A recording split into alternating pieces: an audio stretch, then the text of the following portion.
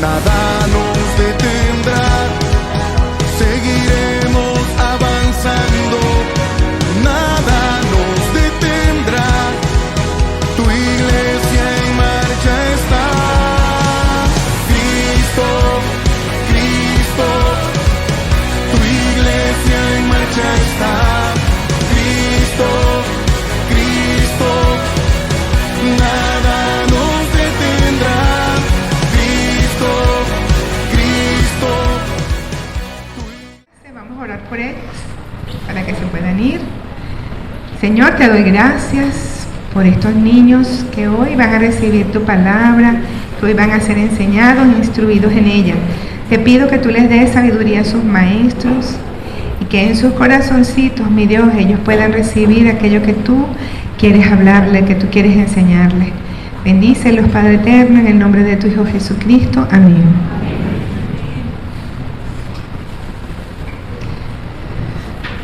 Bueno, hermanos, heme aquí de nuevo con una palabra para ustedes que el Señor me dio.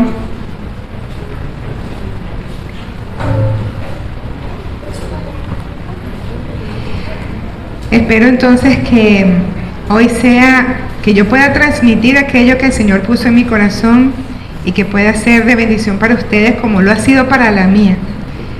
El Señor ha hecho que yo revise y revise y revise en mí misma y bueno, ya les contaré. Señor, te doy gracias por la oportunidad que tengo hoy de compartir aquello que tú me has enseñado. Quiero darte gracias porque es un privilegio estar aquí. Quiero pedirte que tu Espíritu Santo dirija cada palabra que yo digo. Que tu Espíritu Santo me guíe para decir aquello que tú quieres que yo diga. Y que tú hables a los corazones, Señor, y que seas tú tocando y haciendo conforme a tu voluntad. Te pido, Señor, que tomes control de mi mente y la mente de cada uno de nosotros, en el nombre de tu Hijo Jesucristo. Amén. Hace unos meses estuve hablando con ustedes acerca del sufrimiento. Algunos de ustedes estuvieron aquí. Eso fue en diciembre. Hablamos de cómo Dios nos toca y nos transforma a través del sufrimiento. Cómo a través del dolor nos procesa y nos va haciendo cada vez más parecido a su Hijo Jesucristo. Y luego cómo sus brazos amorosos nos sostienen en esos momentos, nos levanta, nos anima. Pero hoy les quiero hablar de lo que sucede cuando no somos dóciles al trato de Dios y nos ponemos un poco tercos en sus manos. Cuando nos ponemos rebeldes al trato de Dios. Entonces hoy, una vez que podamos entender lo que el Señor quiere hacer a través de eso que Él planea, podamos entender que aún en los momentos más difíciles y en los más duros, aún por más que nos cueste aceptarlo, necesitamos ser dóciles a su trato. Vamos entonces a comenzar. Hoy les quiero hablar sobre una rebeldía oculta o encubierta. El descontento es una rebeldía oculta, un pecado no reconocido. Considero este tema muy importante porque podemos estar pecando y no nos damos cuenta. Nosotros como cristianos, como hijos de Dios, siempre nos estamos cuidando de no pecar. Cuidamos mucho lo que estamos pensando, lo que decimos, lo que hacemos, pero hay pecados que están camuflajeados o los camuflajeamos, ya sea porque nos gusta el pecado y no queremos dejar de hacerlo, entonces lo camuflajeamos para que no se vea tan pecaminoso, o también porque es muy feo. Es muy feo ese pecado y no acepto que yo pueda estar cometiendo. Entonces lo camuflajeamos para que no se vea lo que yo estoy haciendo o no me confronte con lo que yo estoy haciendo. Entonces hoy le pido a Dios que así como un fotógrafo toma la foto y cuando la va a revelar en físico, al principio está negro y luego la foto que tomó se va revelando y se va definiendo todo lo que está allí. Si hay este pecado en nuestro corazón, el Señor pueda revelárnoslo y podamos arrepentirnos. Vamos a hablar entonces como el descontento, como un pecado no reconocido. Pero ¿qué es el descontento? El descontento es, según el diccionario, estar insatisfecho con algo o con alguien. Y sus sinónimos son desagrado, disgusto, queja, enojo, enfado, irritación. Y esto choca completamente con el mandato de Dios que nos dice que debemos estar siempre contentos. En Filipenses 4:4 dice, alégrense en el Señor. Insisto, alégrense. Esa es una frase que está en modo imperativo. Es un mandato que el Señor nos dice que debemos estar alegres en el Señor. Pero sabemos que todos pasamos por situaciones que se nos hace muy difícil cumplir con ese mandamiento. A veces tenemos problemas serios, financieros, que nos hacen tener ese corazón un poco atormentado, problemas con la familia, divorcio, enfermedades, la muerte de un familiar, la separación física de la gente que amamos, porque hay tanta gente que emigró, y nos hace a veces tener el corazón quebrantado. Pero a veces ese dolor es tan fuerte y es tan fuerte lo que estamos sintiendo que el corazón desfallece y puede ser que hasta el corazón se endurezca y lejos de refugiarnos en el Señor y buscar su ayuda y su consuelo, nos rebelamos contra eso y decimos, esto no, yo no quiero estar pasando por allí. Entonces estamos insatisfechos, como hablábamos, insatisfechos con lo que estoy viviendo. Estoy insatisfecho. Y entonces la tristeza se convierte en depresión y la rabia en amargura y la ansiedad en ataques de pánico. Y entonces esta condición, estamos inconformes con esta condición actual y por ende estamos inconformes con Dios.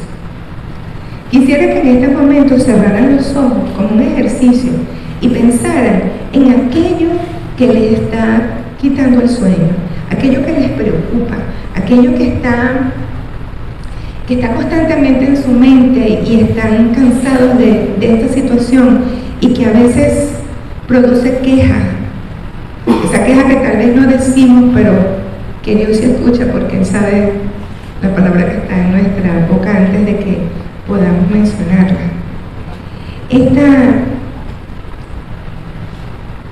Y pregúntense, ¿acaso yo estoy en rebelión con el plan de Dios para mi vida? ¿Me estoy oponiendo al plan de Dios? Esa es una pregunta que ustedes mismos se tienen que responder. Entonces, para saberlo, vamos a hablar sobre lo que ocurre en un corazón que está descontento. Cuando el descontento invade el corazón, no puede someterse. Porque aunque sabe que Dios y está consciente de que Dios guía y sostiene el mundo y lo gobierna, el corazón descontento no quiere someterse. Por el contrario, se pone rebelde. Y lo que a Dios le agrada, a Él no le agrada. Lo que Dios ve con buenos ojos, no son buenos para sus ojos. Y es que esta persona que está descontenta, si pudiera agarrar el mando de Dios y le dijera, no, mira, tú no lo estás haciendo bien, tú no estás gobernando con sabiduría.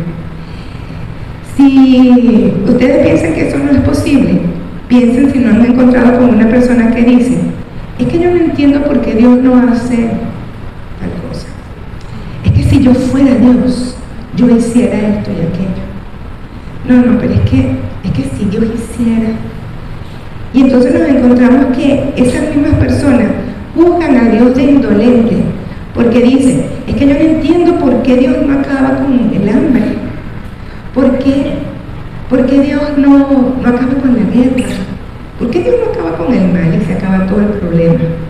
Entonces piensan que son más sabios que Dios y que tienen la solución de todos los problemas del mundo. ¿Sí se han encontrado con alguien así, verdad? Nosotros sí, en el grupo de jóvenes varias veces. Tal vez nosotros no lleguemos a decir tales cosas, pero piensa si en algún momento no le ha dicho a Dios lo que tiene que hacer. Piense, quiero decirles algunos ejemplos que están en la Biblia de cuando el pueblo de Israel se quejó y murmuró. Dice en Romanos 9:20, dice, no digan eso. ¿Quién eres tú, simple ser humano, para discutir con Dios? ¿Acaso el objeto creado puede preguntarle a su creador, ¿por qué me has hecho así? En Isaías 45:9 dice, ay de aquel que contiende con su hacedor, ay del que no es más que un tiesto entre los tiestos de la tierra. ¿Acaso el barro reclama al alfajero, fíjate en lo que haces?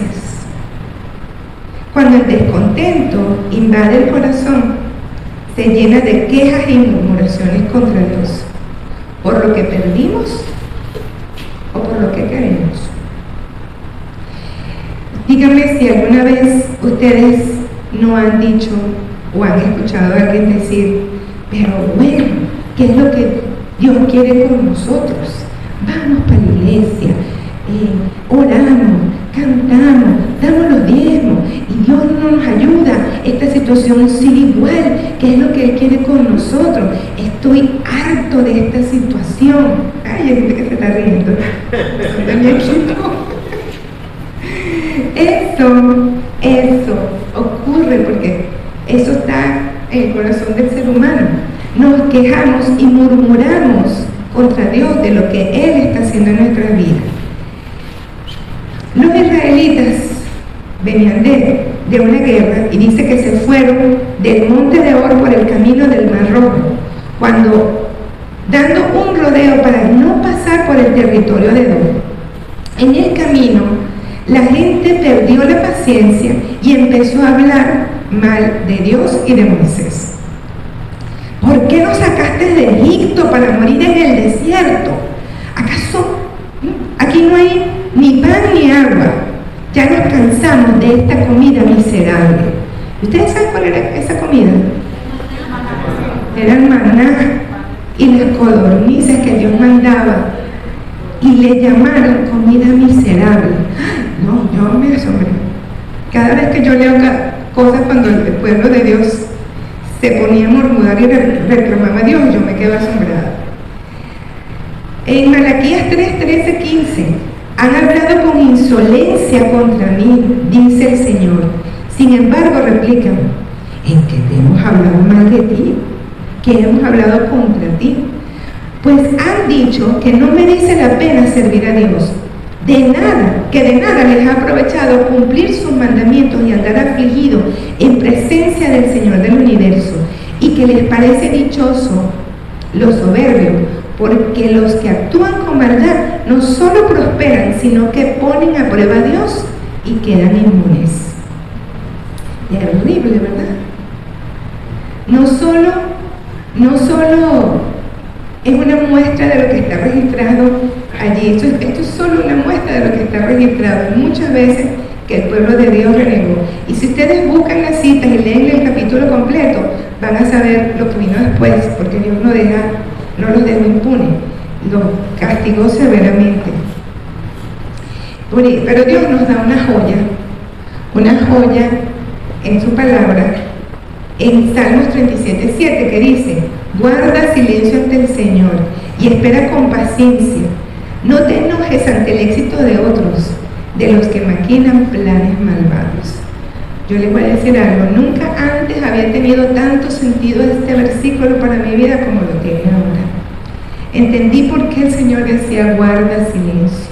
Cuando tenemos el corazón descontento y estamos cansados y agobiados, es mejor guardar silencio que hacer quejas y palabras necias delante del Señor.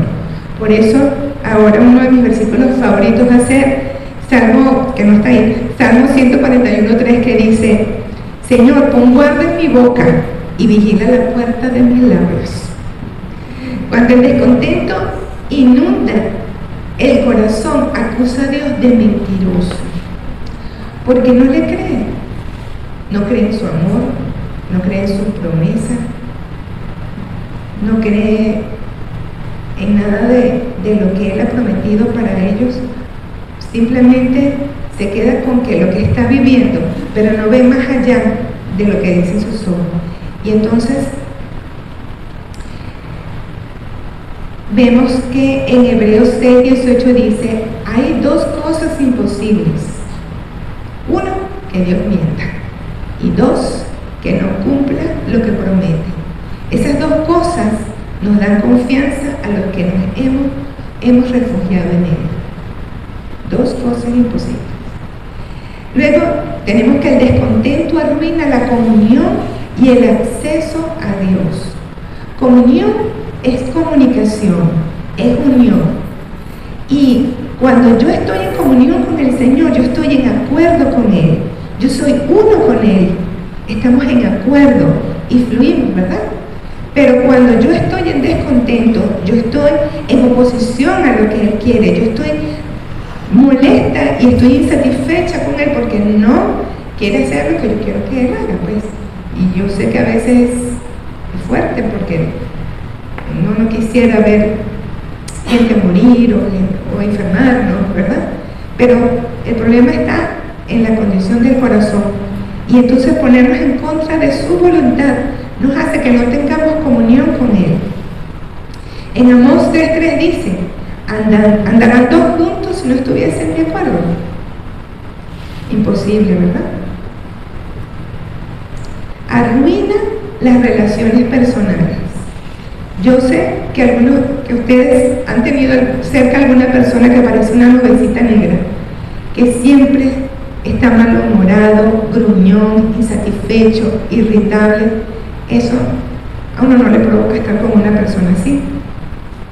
Entonces, el que nosotros estemos así va a arruinar nuestras relaciones con nuestra pareja, con nuestros hijos, con las relaciones familiares, en las relaciones laborales. Eso se contagia y podemos ser hasta evitados. Dice Proverbios 15:15: para el afligido todos los días son malos, para el que es feliz todos los días son de fiesta. El descontento también produce ingratitud. Cuando un corazón descontento se le presenta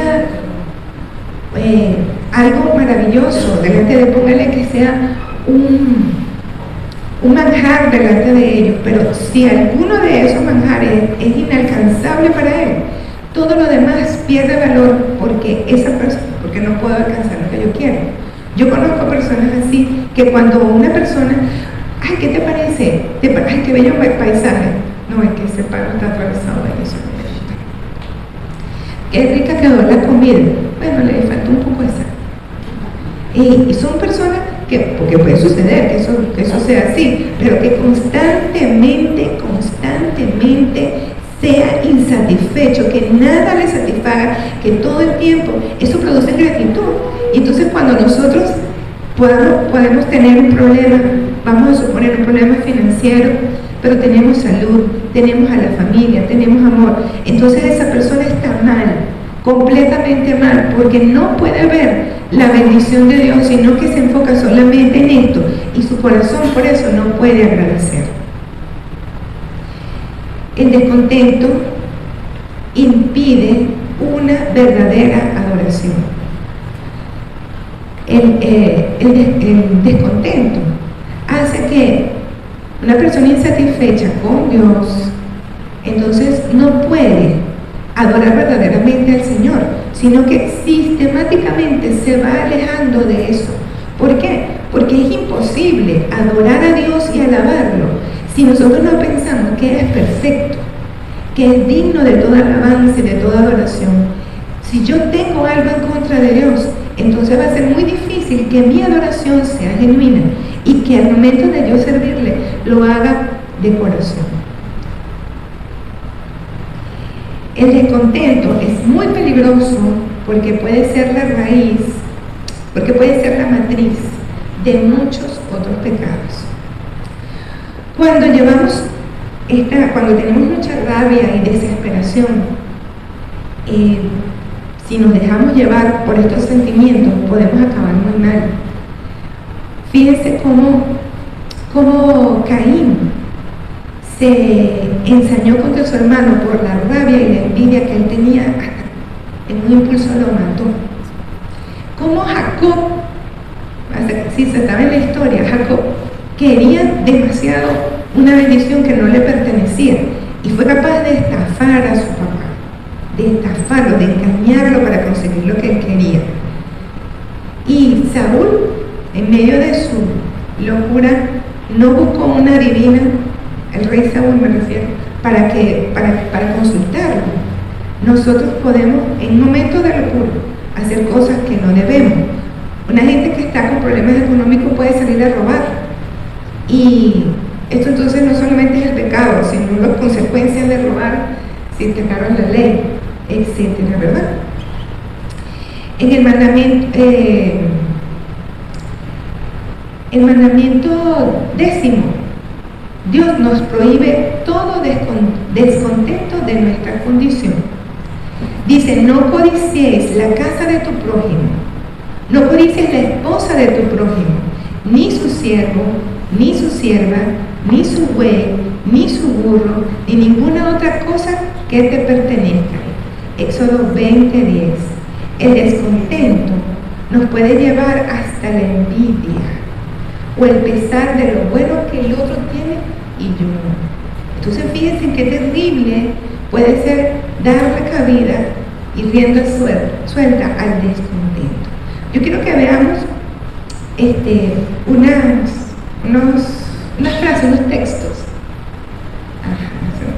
Vamos, lo voy a leer así.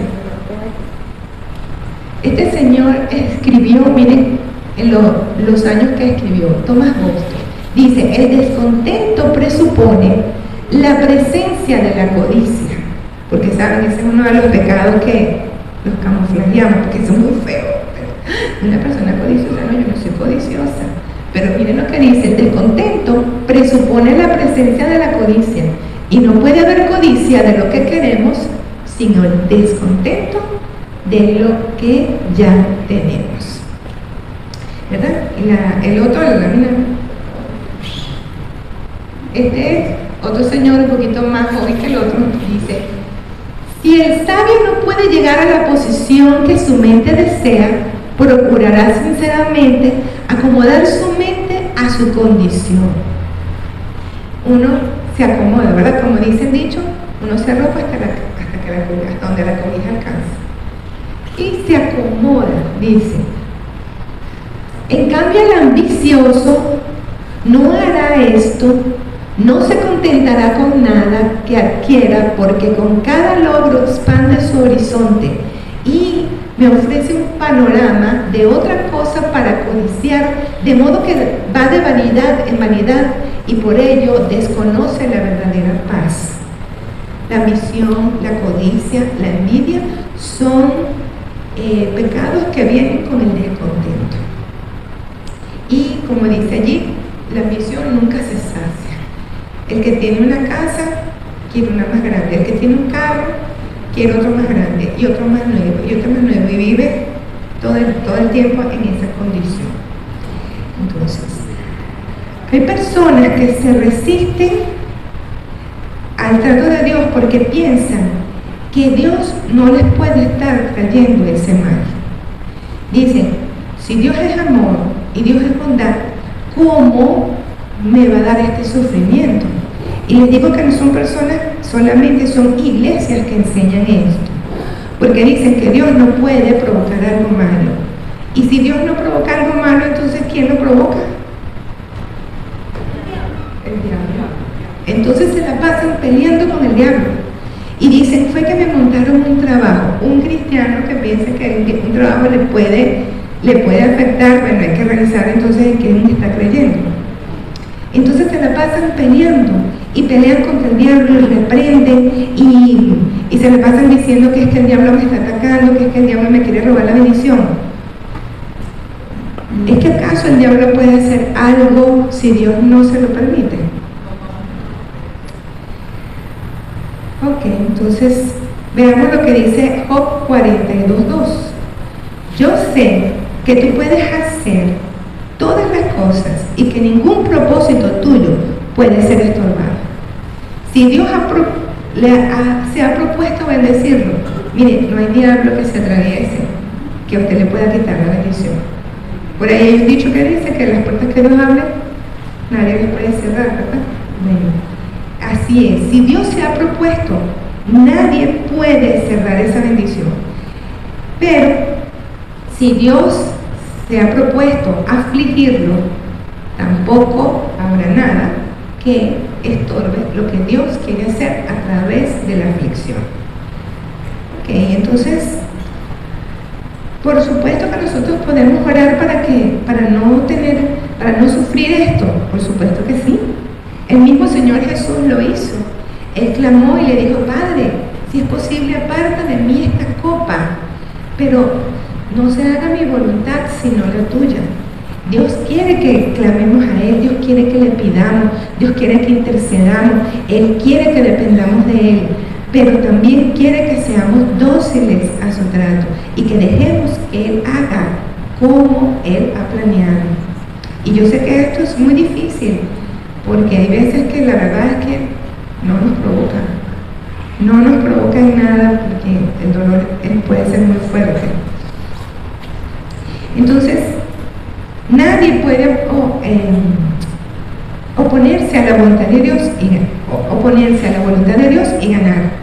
Vamos a ver qué dice Lamentaciones 3:37. Nadie puede hacer que algo suceda, a menos que el Señor así lo ordene. Las cosas buenas y las desagradables llegan porque el Altísimo lo ordena. Y ¿saben algo? El profeta Elí sabía muy bien esto que les estoy diciendo. Fíjense que cuando él le pregunta a Samuel, dime, revélame qué fue lo que Dios te dijo. Y él le dijo, y no me ocultes nada. Y él le dijo, bueno, Elí me dijo que llegó la hora en que el Señor ejecutará el castigo sobre ti y tu familia, donde iban a morir todos. Y Elí lo que dijo fue, Él es el Señor, que haga lo que le parezca mejor. Imagínense. Job también lo sabía. Él dijo, Jehová dio, Jehová quitó, sea el nombre del Señor bendito. No, pero, ¿verdad? Por tanto, cuando vengan las aflicciones, las primeras señales de que vamos a pasar por un tiempo de aflicción, cuando tenemos un diagnóstico, cuando vemos que vamos a tener que sacar a los muchachos del colegio porque no nos alcanza la plata, ¿saben? Cuando estamos viendo que la cosa se puso color hormiga, como dicen por allí, es cuando nosotros tenemos que reflexionar más. Cuando nosotros podemos decir, bueno, Señor, creo que me vas a pasar por un tiempo de aflicción. Yo no quiero pasar por eso. Yo te pido que si es posible se solucione esto rápido y tú me permitas salir de esta situación. Pero si es tu voluntad que yo atraviese por este valle de sombra de muerte, yo te pido que me ayudes, que me sostengas, que me levantes la fe, que mi fe no falle, que yo pueda responder como a ti te agrada, como tú esperas que yo responda. Yo quiero, Señor, estar delante de ti y ser que me digas, siervo fiel, bueno y fiel, sobre lo poco fuiste fiel, sobre lo mucho te pondré. O sea, yo quiero ser aprobada por ti. Esa debe ser nuestra oración, y no meternos en guerra, y no meternos a decir que esta no es la voluntad de Dios, que yo tengo que buscar por mis propios medios cómo salir de este problema, y entonces es cuando se meten en otros pecados, sino que cuando veamos ya que viene el problema, ponernos dóciles en sus manos. Yo les voy a contar, hace bastante tiempo, un poquito, cuando nuestros chamos estaban pequeños, nosotros, ustedes saben, pasamos por un tiempo muy difícil, ese tiempo fue muy largo, pero cuando estábamos comenzando, yo puedo decir que yo era una adolescente espiritual, era muy inmadura en muchas cosas, pero tenía una fe firme. Goyo estaba muy jovencito, más niño en las cosas del Señor, porque él creyó un poco después. Y nosotros teníamos, vamos a decir así, abundancia económica, estábamos muy cómodos económicamente. Y yo empecé a ver las señales de que Dios nos iba a procesar por un tiempo de escasez dura. Y yo le digo, mire, fue por la pura misericordia de Dios, porque a mí nadie me había enseñado. Yo le dije al Señor, ay Señor, veo que tú quieres tratar con nosotros, pero yo pensé que era con Goyo. Yo pensé, creo que tú quieres tratar a Goyo con el dinero. Porque claro, como Goyo era el proveedor, el que iba, sacaba la plata, la cosa. Bueno, que tú quieres tratar con Goyo con el dinero. Y yo sé que eso me iba a afectar a mí directamente, la esposa. Pero yo acepto tu trato. Yo quiero eso. Le dije yo al Señor, solamente te pido que nos ayudes y que no nos hagas pasar vergüenza. Y si algunos de ustedes ya saben los testimonios de las cosas que vivimos, pero aquí estamos. El Señor nos sacó, no fue fácil, fue muy duro. Y en el camino hice muchas cosas que dije aquí que no se debían hacer. Yo recuerdo que yo dije, ay Señor, yo murmuraba y peleaba con el Señor. Pero Dios es tan bueno que me guiaba. Y después que yo le decía, tú deberías hacer esto, ¿por qué no haces esto? Ya yo estoy cansada, ¿hasta cuándo lo vas a tener aquí? Y yo respiraba y le decía, pero ¿sabes qué? Yo sé que aquí la equivocada debo ser yo, porque tú eres perfecto y tú no te equivocas en nada. Así que,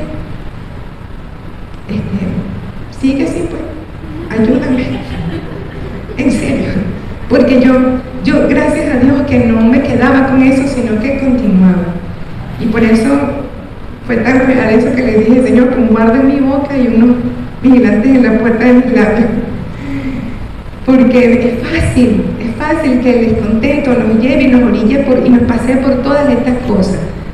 Gracias por el Espíritu Santo que nos guía, gracias Señor, porque no tiene tanta paciencia. Yo me reía cuando hacía esto, recordándome. Bueno, aquí llegamos a la... Me perdí un poquito. Pero déjame ubicarme porque me salí de mí. Ay. Bueno, aquí estoy. No existe una mejor manera para nuestra alma que en estos momentos de adversidad no solo pensemos que de Dios procede todo, que es lo que hemos visto que está aquí, sino en la forma que Él lo hace y las maneras en que Él hace las cosas. Entonces, aquí me parece que me salté una parte. Sí. Sí me salté, pero aquí voy entonces. Vamos a ver cómo Dios nos ayuda para salir del descontento y pasar al contentamiento de Dios. Una vez más la palabra nos muestra en Eclesiastés 7:14. Vamos bien, a ver. ¿Me senté? No, esta es la que venía, ¿verdad? Ok. Bueno, fíjense lo que dice. En el día del bien, goza del bien. Y en el día de la adversidad, considera. La primera parte de este versículo nos dice que en el tiempo de la adversidad, en el tiempo de que viene la aflicción, consideremos.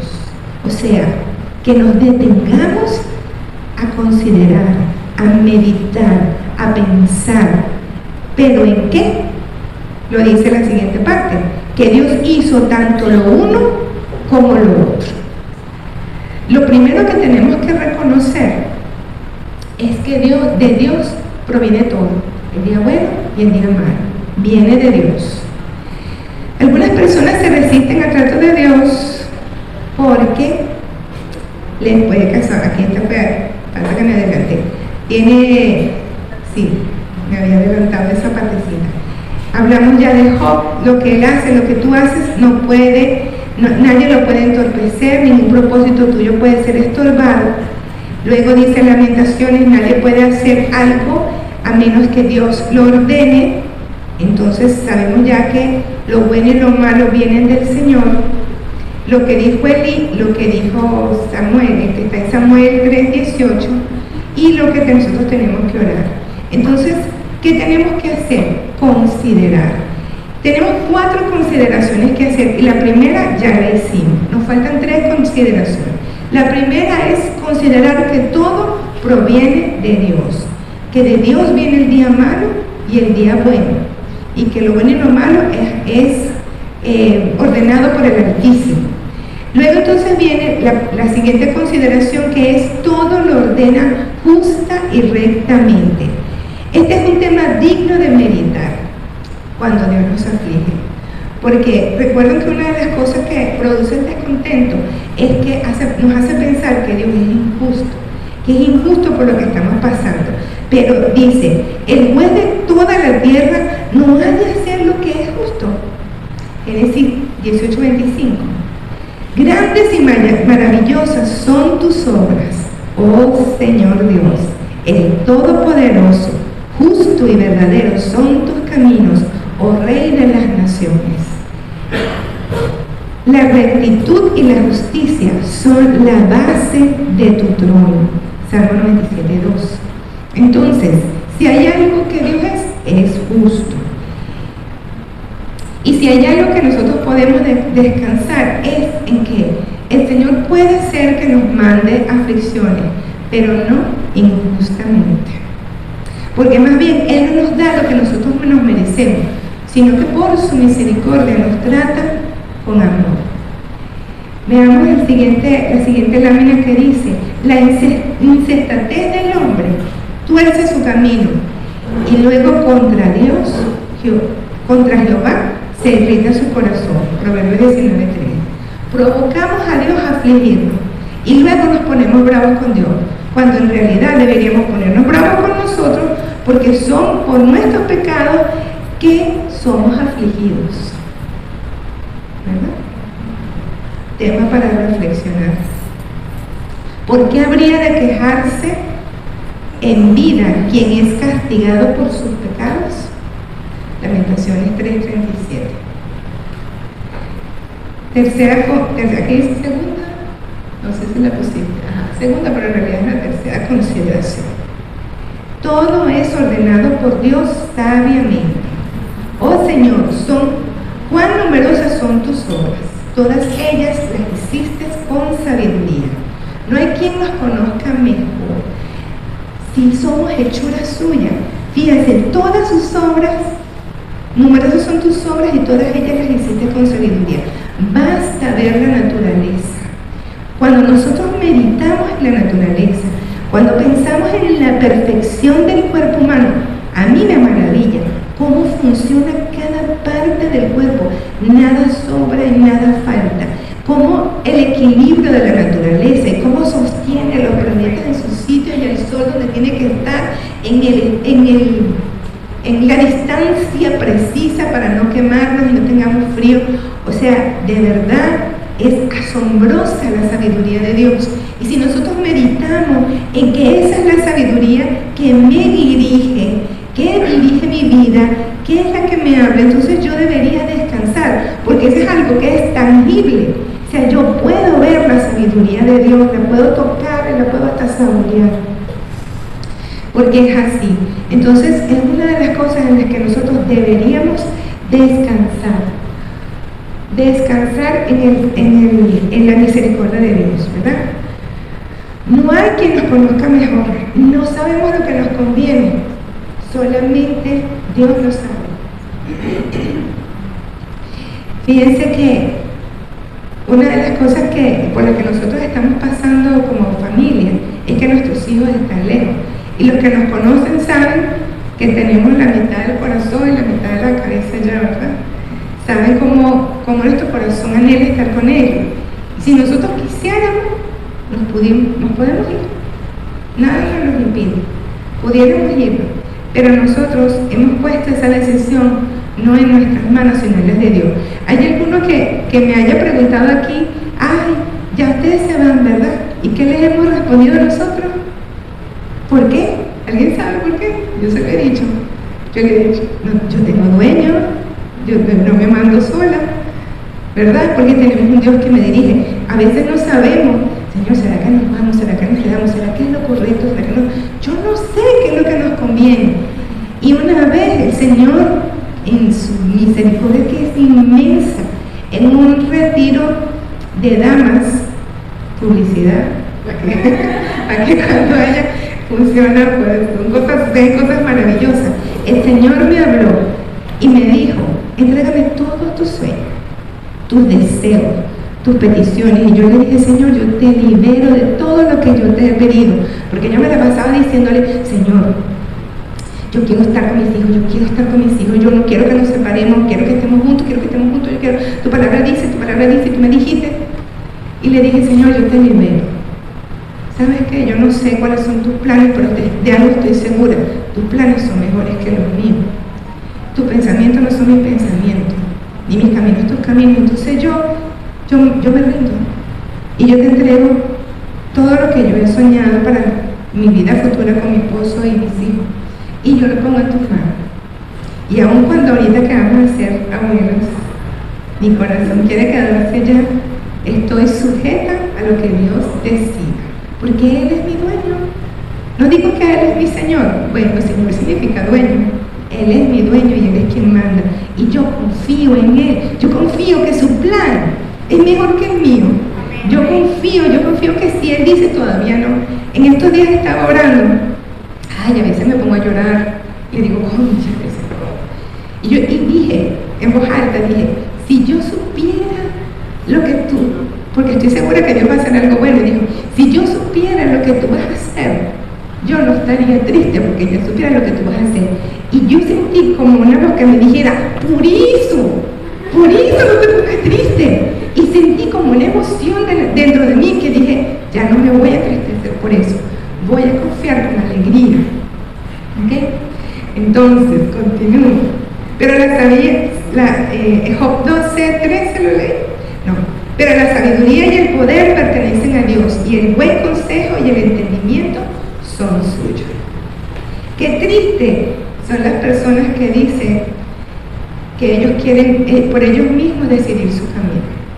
Qué triste. A veces lo veo mucho en los jóvenes y sobre todo en los varones. Hay caminos que al hombre le parece recto, pero su final es muerte. Eso lo dice Proverbios 14:12. Hay ejemplos en la Biblia donde personas se empecinaron por conseguir algo. Dios se los concedió y les fue muy mal. Y eso, no me cabe duda que esos ejemplos están ahí para que nosotros veamos que no todo lo que nosotros queremos nos conviene. Nada más se los voy a nombrar. Raquel quería tener un hijo a toda costa. Agarró a su esposo y le dijo, si no me das un hijo, me muero. El Señor le concedió el hijo y ella muere en el parto. Ezequías pidió 15 años, más tiempo de vida, y el Señor le concedió 15 años más. Pero hasta ese día él había vivido rectamente a los ojos de Dios. Y luego cometió pecados que trajeron ruina a su casa y a toda la nación de Israel.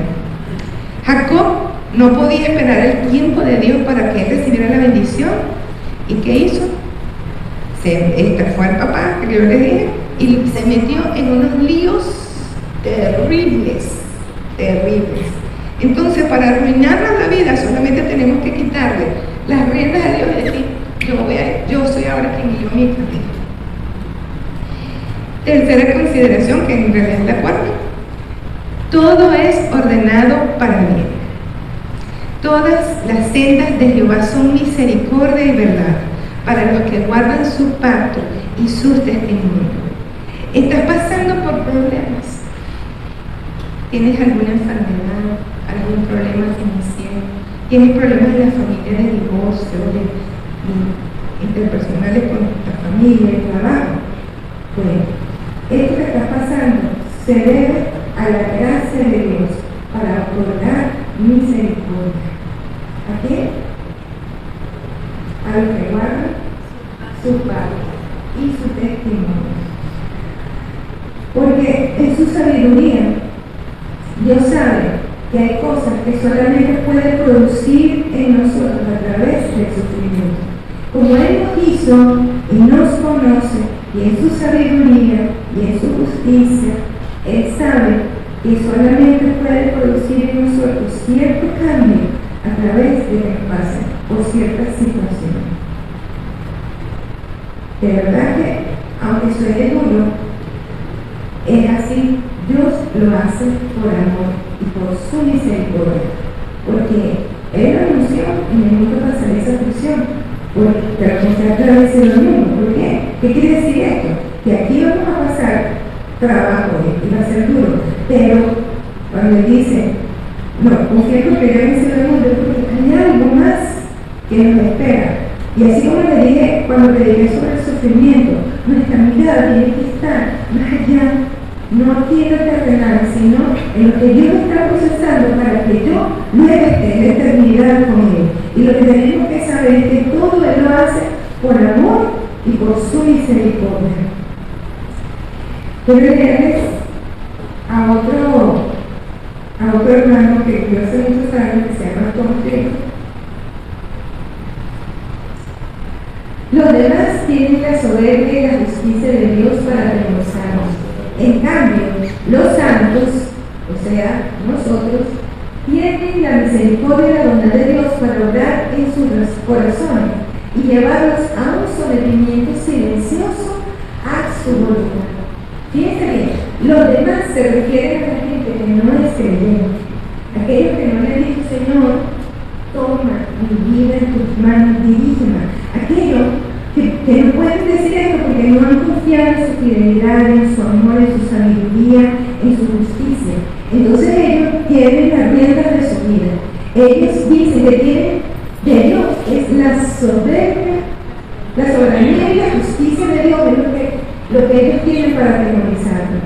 Porque cuando ustedes saben la promesa que dice, ahora bien, sabemos que Dios dispone todas las cosas para el bien de quienes que lo aman, ¿verdad? Entonces, todas las cosas que a mí me ocurren, a pesar del dolor y el sufrimiento que me pueden causar, es para mi bien, ayudan para mi bien. Pero eso no le ocurre a la gente que no ha puesto a Dios como su Señor en su vida. Y lo que le espera es la soberanía y la justicia de Dios que es temible. Entonces, una cosa que consideremos que Dios todo obra para bien en mi vida, que es por su amor y su misericordia que yo estoy sufriendo ahorita, ¿verdad? Y quiero dejarles por último esto que me encantó esto. A veces, antes de decir lo que me encantó, mientras que hacía esta última consideración, pensé en un hijo malcriado de esos que se ven en la televisión, que llegan y baten la puerta y le dicen, quiero, y el papá le está, pero ven, no puedes ir, no sé, no puedes, tienes que ir para el colegio, tienes que, no quiero, te odio, y baten la puerta y se ponen rebeldes y los papás lo que quieren es el bien para ellos, pero los hijos se portan así, a veces. Nosotros somos así malcriados con el Señor. Y todo lo que Él está haciendo es para nuestro bien. Entonces, ustedes se van a imaginar por qué me gusta tanto esto que conseguimos. Dice, entonces, el padre Jacob les dijo, eso quiero hacer una empezada para los que no sepan.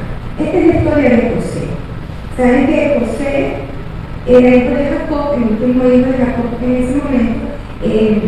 a él lo venden como esclavo, el papá se pone muy triste porque era su consentido, luego entonces él lo mete preso y el Señor lo levanta y lo pone como gobernador de Egipto y tiene la potestad de gobernar todos los bienes del reino. Lo puso en un cargo muy alto. Y cuando llega esa hambre a la tierra a esa zona de la tierra, que hay un hambre terrible esa es la historia de las vacas gordas y las vacas flacas, cuando llegó el tiempo de las vacas flacas y hubo hambre, mucha hambre en la tierra, la familia de José, que solamente los hermanos sabían que eran los que habían hecho, que lo habían vendido como esclavo, pasaron mucha hambre y ellos tuvieron que ir a Egipto para pedir comida porque si no se morían. Bueno, cuando José los identifica, él le dice, no, bueno, ustedes tienen que venir. Voy a hacer un cuento muy largo, muy corto, porque quiero que algunos que yo sé que no saben la historia sepan de qué estoy hablando. Cuando José, el que fue vendido y ahora estaba en ese alto cargo en Egipto, le dice, bueno, ustedes van a regresar, pero cuando déjenme aquí al niño pequeño, a uno de los hermanos, y le traen al hijo pequeño, o sea, a su hermanito menor que él no conocía. Cuando van a donde Jacob, su papá, ese que había engañado a su papá y todas las cosas, para que venga el hijo, él dijo, le dijeron, mira, si no te van a dar la comida y todo, pero ¿sabes qué? Allá se quedó uno de nuestros hermanos y nos pidieron que lleváramos a más pequeño de los hermanos. Cuando ese papá supo eso, dijo, me habéis privado de mis hijos. José no parece, ni Simeón tampoco, y a Benjamín le llevaréis. Contra mí son todas estas cosas.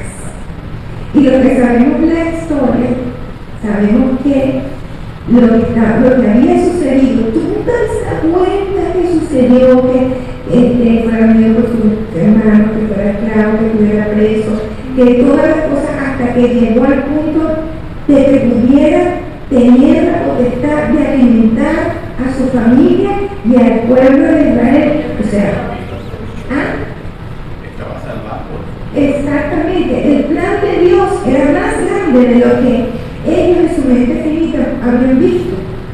Pero él pensaba, todo esto es contra mí, porque ya me regalaba mis hijos y ya me lo puedo ver. Entonces, comparemos esto con la promesa. Ahora bien, sabemos que Dios dispone todas las cosas para el bien de quienes lo aman, los que han sido llamados de acuerdo con su propósito. Romanos 8:28. Entonces, hermanos, espero que les haya gustado, que les haya servido, que en este momento, cada vez que estén pasando por una situación, no dejen el descontento agarre su corazón, sino que empiecen a considerar estas 4 cosas importantes que van a sostenernos en ese momento. Señor, te doy gracias por tu palabra que nos instruye, nos alimenta, nos sostiene, nos anima. Qué maravilloso y grande eres, Señor. Yo te pido que esta palabra, mi Dios, quede en los corazones de cada uno de nosotros y nos ayude, mi Dios, para que estemos siempre alegres en el Señor, como tú quieres que nosotros estemos. Que nuestra alegría nos identifique como tus hijos, para la gloria y la honra de tu nombre.